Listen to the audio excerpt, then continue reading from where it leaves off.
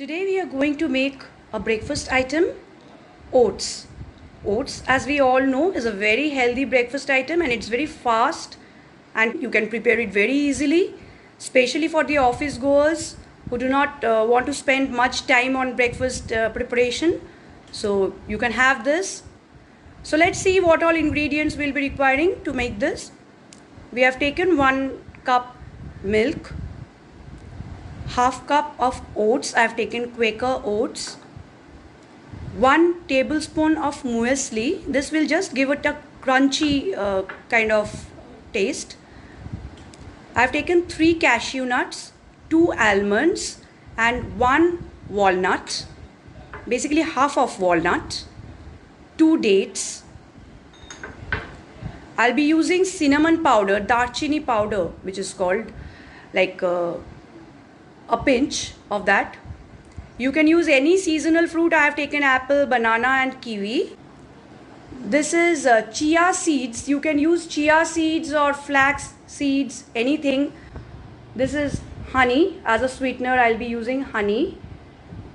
You can also use jaggery powder, which is available nowadays widely in the market. But today I'll not be using jaggery. Instead, I'll be using honey.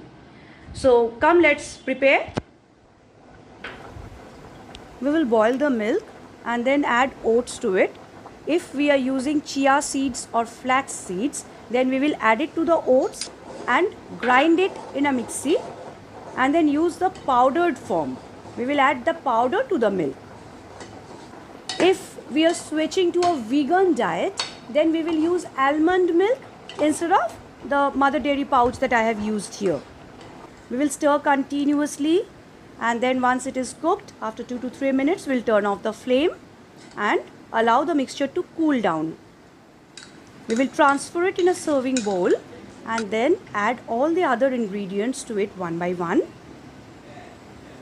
Just a word of caution, when we are adding honey to it, we must check that the temperature is not very high, because I've seen a lot of people adding honey to very hot boiling milk.